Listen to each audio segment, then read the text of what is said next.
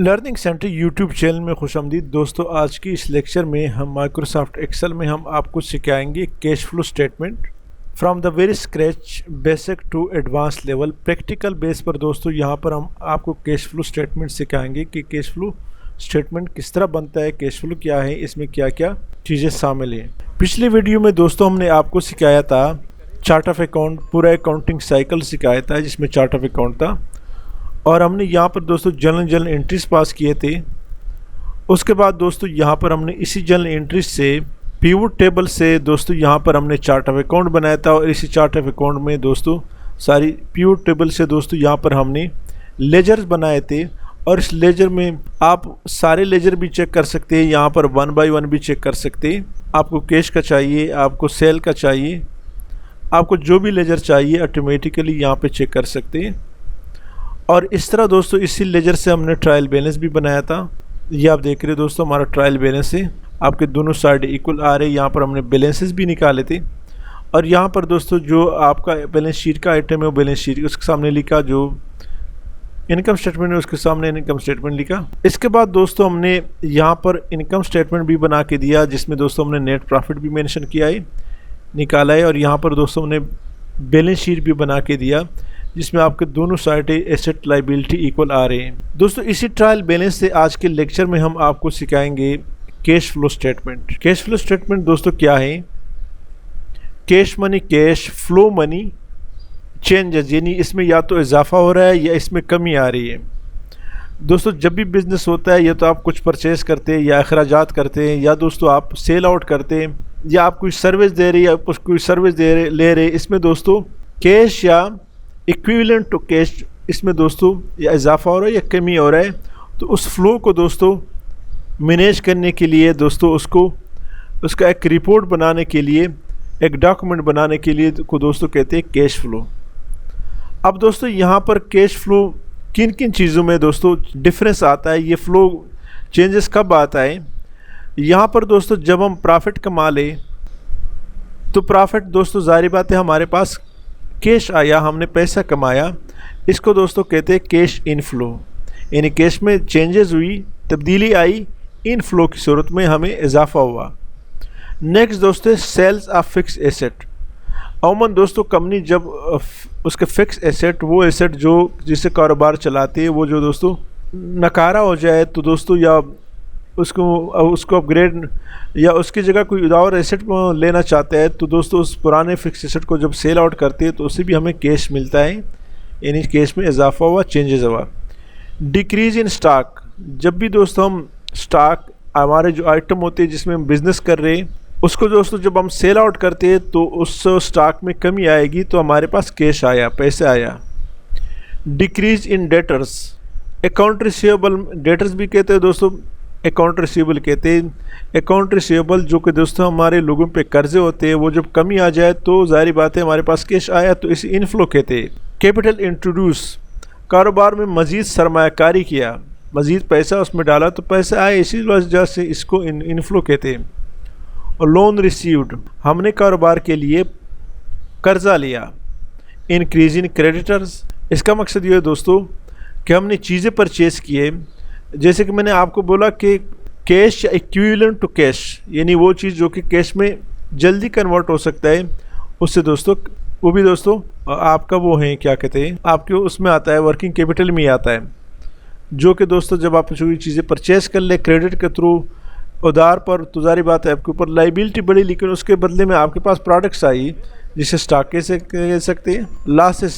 अब दोस्तों ये आपका वो चीज़ें हैं जो कि आपके कैश इनफ्लो में इजाफा करता है, कैश इनफ्लो में चेंजेस होता है, यानी पैसा आता है। कैश आउटफ्लो, यानी कैश में जब चेंजेस आता है उस सूरत में जब आपसे पैसा निकलता है, चलता है। लॉसेस, जब कंपनी नुकसान कर ले तो आपसे पैसा चला जाता है, इसलिए आउटफ्लो कहते हैं। परचेज ऑफ फिक्स एसेट, जब आप कोई फिक्स एसेट परचेज कर ले तो जाहिर बात है आपसे पैसा चला गया।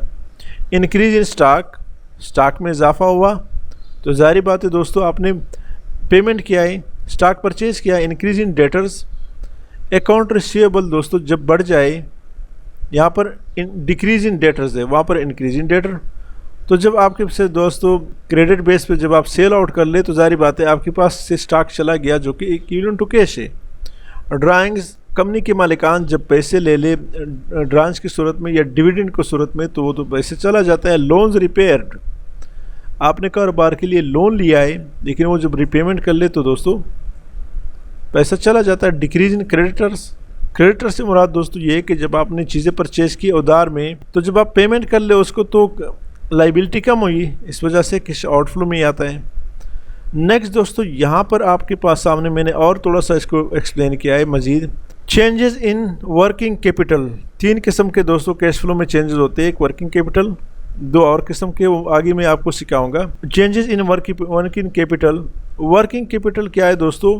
Current asset minus current liability. आपकी करंट एसेट से जब करंट लाइबिलिटी निकाले तो दोस्तों ये वर्किंग कैपिटल है। एसेट्स इंक्रीज्ड, जब एसेट में इजाफा हो तो कैश आउटफ्लो है, जारी बात है ये माइनस में लिखा जाता है। एसेट डिक्रीज, जब एसेट आपके कम हो रहे हो तो जारी बात है कैश इनफ्लो में आता है। जिस तरह के स्टॉक है, जिस तरह के अकाउंट रिसीवेबल हैं, तो दोस्तों इस सूरत में कैश आपके पास आएगा। इसे दोस्तों एडिशन में प्लस में लिखता है। लाइबिलिटी इंक्रीज, जब लाइबिलिटी बढ़ती है तो जारी बात है या तो स्टॉक की सूरत में आपके पास आएगी या किसी ने आपको पे किया, जो आपकी रिसीवेबल है क्रेडिटर है उसने। लाइबिलिटी इंक्रीज कैश इनफ्लो में इसलिए आता है कि दोस्तों जब आपसे उससे चीज़ें परचेज कर ले तो लाइबिलिटी बढ़ गई है लेकिन उसके बदले में आपके पास वो आया, क्या कहते हैं, स्टॉक आया, कैश इनफ्लो में आता है, प्लस में लिखते हैं। लाइबिलिटी डिक्रीज, जब आप पेमेंट कर ले तो लाइबिलिटी कम हो जाती है, कैश आउटफ्लो में आता है। ये दोस्तों इसका ब्रीफ इंट्रोडक्शन है। अब यहाँ पर दोस्तों cash flow from operating activity यहाँ पर हम कैलकुलेट करेंगे कि वो किस तरह कैलकुलेट करते हैं। इसी ट्रायल बैलेंस ही दोस्तों हम डेटा लेंगे। तो चलते शुरू करते हैं। तो कैश फ्लो स्टेटमेंट का जो सबसे पहला पोर्शन है वो दोस्तों वो है cash flow from operating activities. हमारे इस ट्रायल बैलेंस से, इस ट्रायल बैलेंस में जितना भी दोस्तों ऑपरेटिंग एक्टिविटीज़ का काम है वो दोस्तों यहाँ पर हम लेंगे, कैश फ्लो में लाएंगे। वो दोस्तों इसमें क्या कुछ है, जैसे कि यहाँ पर हमने नाम दिया है बैलेंस शीट, इनकम स्टेटमेंट। इसमें दोस्तों वो डेटा हम लेंगे जो इसका ताल्लुक बैलेंस शीट के साथ है। वर्किंग कैपिटल में वो चीज़ें हैं जो बैलेंस शीट के साथ ताल्लुक है, यानी उसमें एक एसेट होगा और दूसरी लाइबिलिटी होगी, यही 2 चीज़ें। तो यहाँ पर दोस्तों आपने सबसे पहले इसको सेलेक्ट करना है और यहाँ पर सॉर्ट एंड फिल्टर में जाके फ़िल्टर पे क्लिक करें तो ये फ़िल्टर हो जाता है। फ़िल्टर में दोस्तों आप, अभी मैंने डीसेलेक्ट कर दिया, यहाँ सॉर्ट एंड फिल्टर पे क्लिक करें, इसको फ़िल्टर कर दें, यहाँ फ़िल्टर को सेलेक्ट कर दें, आल को डीसेलेक्ट कर दें और यहाँ पर आपने करंट एसेट और करंट लाइबिलिटी को दोस्तों सेलेक्ट करना है। बाकी फिक्स एसेट वगैरह जो इसको नहीं, सिर्फ करंट एसेट और करंट लाइबिलिटी, क्योंकि ये वर्किंग कैपिटल में यही 2 चीज़ें हैं जिसमें करंट एसेट से करंट लाइबिलिटी माइनस किया जाता है। ओके कर दें तो हमारे पास दोस्तों करंट एसेट करंट लाइबिलिटी का डेटा यहाँ पे आ गया। ये आप देख रहे हैं, ये आपका डिफरेंस आया है के बैंक का और यहाँ पर कैश का। ये हमारे पास दोस्तों इन्वेंट्री आइटम नहीं है, अकाउंट रिसीवेबल भी नहीं है, वरना वो भी आपके करंट एसेट का हिस्सा है। इसलिए इस तरह राव एंड को, जाकिर एंड को, ये आपकी करंट लाइबिलिटी है। इन 2 को दोस्तों हमने शामिल करना है हमारे cash flow from operating activities में शामिल करना है। जैसे कि यहाँ पर हमने डिफाइन किया working capital equal to current asset minus current liability. तो जो पहला है वो दोस्तों इसमें जो मेन आइटम एक है वो दोस्तों आपका प्रॉफिट भी है। तो यहाँ पर दोस्तों मैं लिखता हूँ profit equal to, income statement में जाए,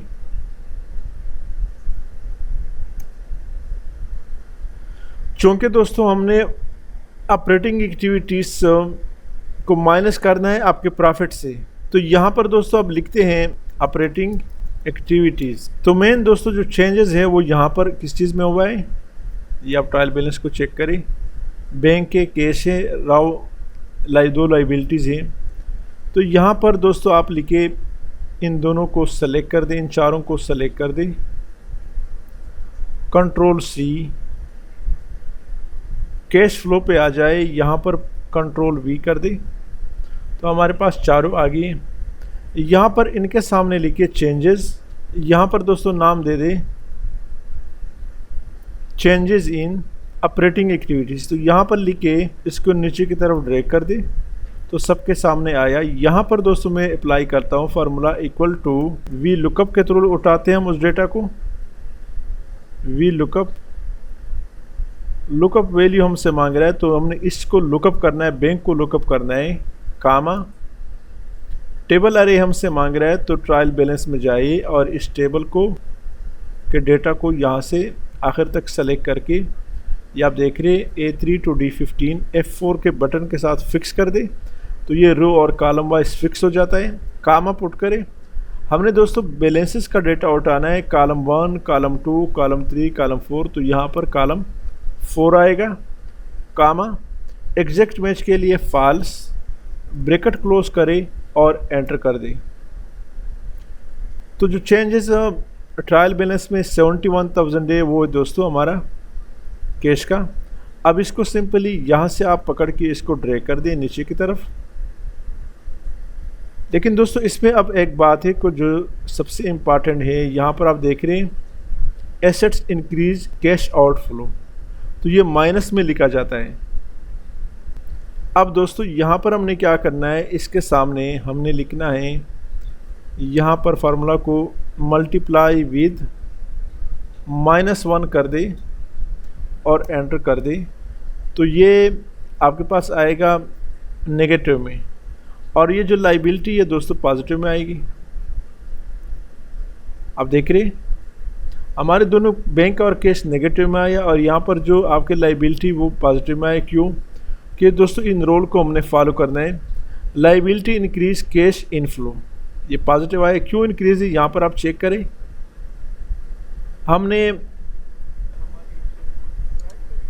टोटल जो दोस्तों परचेज किया है वो 25,000 का किया है, 14,000 उनको पे किया है और 11,000 हमारे ऊपर लाइबिलिटी रहता है। तो जब लाइबिलिटी रहता है तो यहाँ पर तो इसी वजह से नेगेटिव में शो कर रहा है कि चूँकि हमने पे करना है। लेकिन यहाँ पर दोस्तों हमने एडिशन में लिखना है, जमा में लिखना है, यहाँ पर नेगेटिव में ना हो। इस तरह changes in bank asset increase cash outflow minus में लिखेंगे, क्योंकि दोस्तों हमारा बैंक और कैश जो है ये ज़्यादा है, यानी हमारा डेबिट साइड इसका ज़्यादा है, इस वजह से ये पॉजिटिव आ रहा है। तो इसको दोस्तों अपने कैश फ्लो में यहाँ पर नेगेटिव साइन के साथ लिखना है। इसलिए हमने यहाँ पर इसके साथ इसको मल्टीप्लाई किया है -1 के साथ, तो ये हमारे दोनों एसेट जो है वो नेगेटिव में आई और हमारा जितने भी वो है लाइबिलिटी वो पॉजिटिव में आई। यहाँ पर इसका टोटल निकालें, कंट्रोल X यहाँ पे कर दे, कंट्रोल V, यहाँ पर इसका टोटल ले आइए, Alt इक्वल टू एंटर। तो यहाँ पर कैश फ्लो को हम लिखते हैं cash flow from operating activities, Alt equal to ये यहाँ से इसको पकड़ के यहाँ तक एंटर कर दी।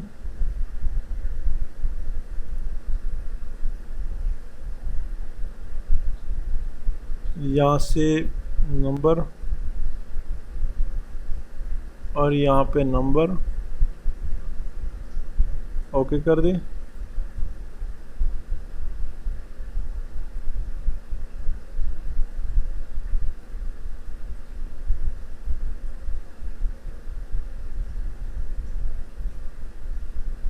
Control S। अब इसकी थोड़ा बहुत सेटिंग हम कर लेते हैं, या इसको भी बोल्ड कर दें। दोस्तों नेक्स्ट यहाँ पर हमने करना है जो सेकंड पोर्शन है इसका कैश फ्लो स्टेटमेंट का फर्स्ट पोर्शन है operating activities, cash flow from operating activities, जिसमें दोस्तों वर्किंग कैपिटल को हमने यहाँ पर इसका कैश फ्लो निकाला। अब दोस्तों नेक्स्ट जो पोर्शन है वो है cash flow from investing activities में दोस्तों मेन 2 चीज़ें हैं जिसको हमने यहाँ पे डिस्कस करना है, और वो है दोस्तों कैपिटल एक्सपेंडिचर, ये आप देख रहे हैं capital expenditure, acquisition of fix asset, ये दोस्तों आता है कैश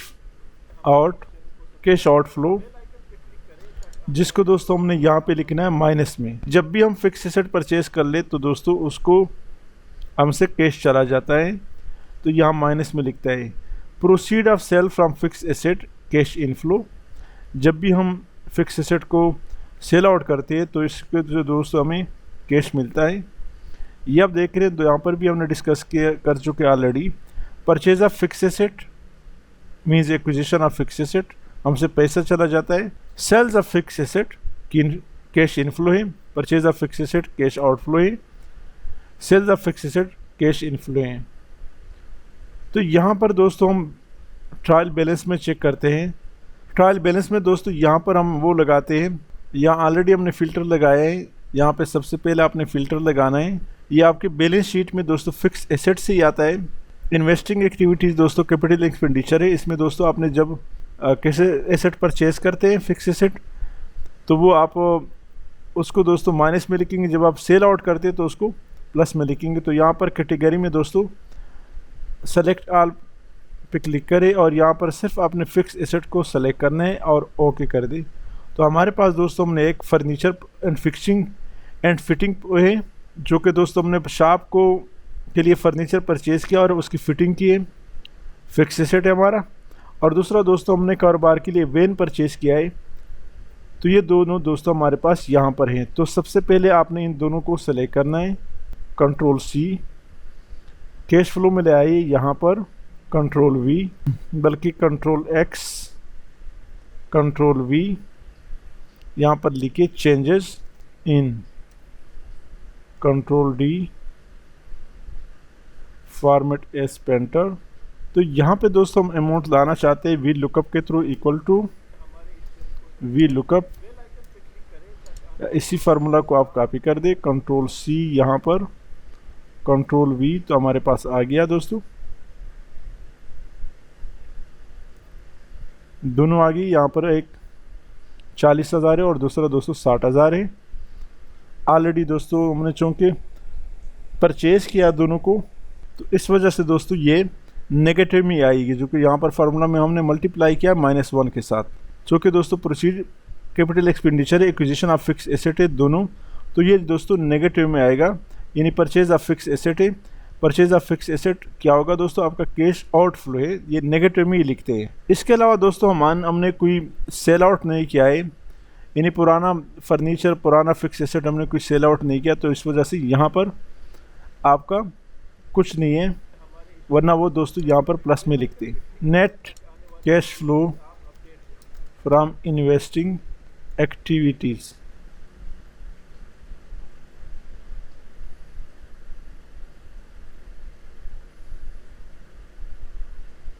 आर्ट इक्वल टू, यहाँ पे सम का लगाए, एंटर कर दें, यहाँ पर ऊपर का वो लगाए,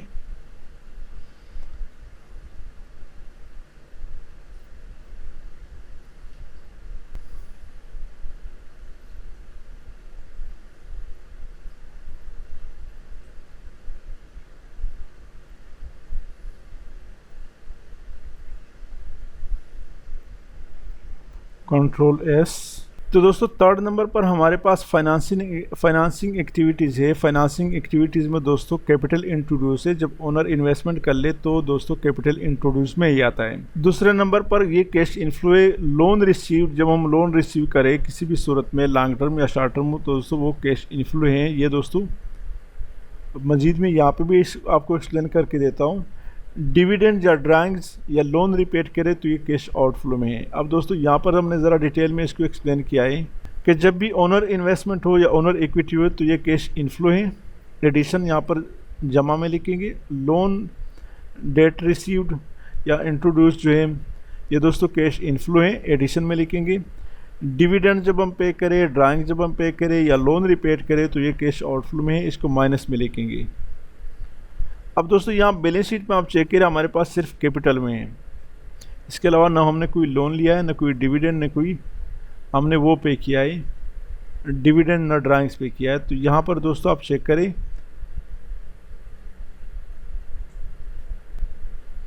हमारा सिर्फ कैपिटल है, बाकी दोस्तों कुछ नहीं है। तो यहाँ कैश फ्लो में आ जाए, यहाँ पर दोस्तों हम इसको कॉपी कर लेते हैं, बल्कि सबसे पहले इसको ट्रायल बैलेंस में जाए, यहाँ पे कैटेगरी पे क्लिक करें, सेलेक्ट ऑल और यहाँ पर सिर्फ कैपिटल को सेलेक्ट कर दे और ओके कर दी। हमारे पास कैपिटल है, इसको सेलेक्ट कर दे, कंट्रोल सी, कैश फ्लो में आ जाए और यहाँ पर कंट्रोल वी कर दे, यहाँ पे कंट्रोल वी कर दे और यहाँ पर ओनर, यहाँ पर दोस्तों अमाउंट, यहाँ से इसी फार्मूला को कंट्रोल सी कंट्रोल वी कर दे और यहाँ पर ये फार्मूला इक्वल टू ये कर दे और एंटर कर दे। फॉर्मेट एस पेंटर, यहाँ पर नो बॉर्डर और यहाँ पर अपर बॉर्डर, टॉप वाला बॉर्डर, कंट्रोल एस। ये दोस्तों हमारा फाइनेंसिंग एक्टिविटीज़ यहाँ पर। तो दोस्तों at the end of the period आप देख रहे हैं हमारे पास cash at the end of the period यहाँ पे क्या आ रहा है, आल्ट इक्वल टू हमारा net cash flow from financing activities 240 है, क्योंकि सिर्फ ओनर इक्विटी जो हमारा कैपिटल है वो है दोस्तों यहाँ पर। और net cash flow from investing 1 lakh negative में, net cash flow from operating activities 140 negative में। तो यहाँ पे सम का फार्मूला लगा के ऊपर तक यहाँ तक ले चलते हैं, एंटर कर दे। तो यहाँ दोस्तों आप देख रहे हैं ये दोस्तों ज़ीरो आ रहा है। अब कुछ लोगों का ख्याल है कि यहाँ पर ये जो हमारा चेंजेस इन कैश जो है इसको अगर आप हटा दें, इसको हटा दें, क्योंकि ट्रायल बैलेंस में ये हमारा जो एंडिंग बैलेंस है दोस्तों वो 97,000 आ रहा है। इसको जब हटा दें, अगर आपका ये बैलेंस जो है ये डिफरेंस दोस्तों शो कर रहा है, आप देख रहे हैं 43,000, 1,43,000, 2,40,000। तो हमारे पास दोस्तों 97,000 का डिफरेंस आ रहा है। आप देख रहे हैं दोस्तों 97,000 का डिफरेंस आ रहा है, जो कि हमारा ट्रायल बैलेंस में दोस्तों यही डिफरेंस है। यानी ये अमाउंट जब यहाँ पे पुट करेंगे 97,000 का, तो हमारा दोस्तों डिफरेंस जो है वो इक्वल हो जाता है। यानी 97,000 का डिफरेंस यहाँ भी आए। Cash at the end of the period जो है वो 97,000 है। अगर हम इस कैश को हटा दें, चेंजेस इन कैश जो हमारा ट्रायल बैलेंस में भी दोस्तों 97,000 है और हमारा बैलेंस शीट में भी 97,000 है। तो दोस्तों ये डिफरेंस यहाँ पे 97,000 आया। लेकिन मेरा ज़ाती जो वो है वो ये है दोस्तों कि यहाँ पे इसको पुट कर दे, इसको यहाँ पे ले आई, आपके दोनों साइड दोस्तों इक्वल आ रहे हैं, ज़ीरो आ रहा है। इसका मकसद यह है कि cash at the end of the period zero है। तो यहाँ पे दोस्तों net cash flow from financing activities 240 है। तो इसका मकसद ये है कि 240 में से 1 लाख जो है वो हमने लगाया है कहाँ पर, इन्वेस्टिंग एक्टिविटीज़ में, जिससे दोस्तों हमने ये फिक्स एसेट परचेज़ किया है। 1 लाख यहाँ पे लगाए और 1,40,000 दोस्तों हमने कहाँ पे लगाए, आप देख रहे 1,40,000 हमने कहाँ पे चला गया, इन बैंक, इन कैश, ये दो दोस्तों लाइबिलिटी है, और 3,000 हमारा प्रॉफिट में चला गया। तो operating plus investing is equal to आपका जो फाइनेंसिंग एक्टिविटीज़ है इसके बराबर हुआ। Financing activities is equal to investing plus operating activities. बाकी अगर आप ये जो कैश है, चेंजेस इन कैश है, ये अगर हटा दें तो यहाँ भी same cash at the end of period जो है दोस्तों यही डिफरेंस आएगा। तो दोस्तों उम्मीद है आपको लेक्चर की समझ आई होगी। अगर आज की इस लेक्चर की समझ आई है, हमारे इस चैनल लर्निंग सेंटर को सब्सक्राइब करें, साथ घंटे वाली बटन दबाएं, लाइक करें और कमेंट जरूर पेश करें। Thank you so much.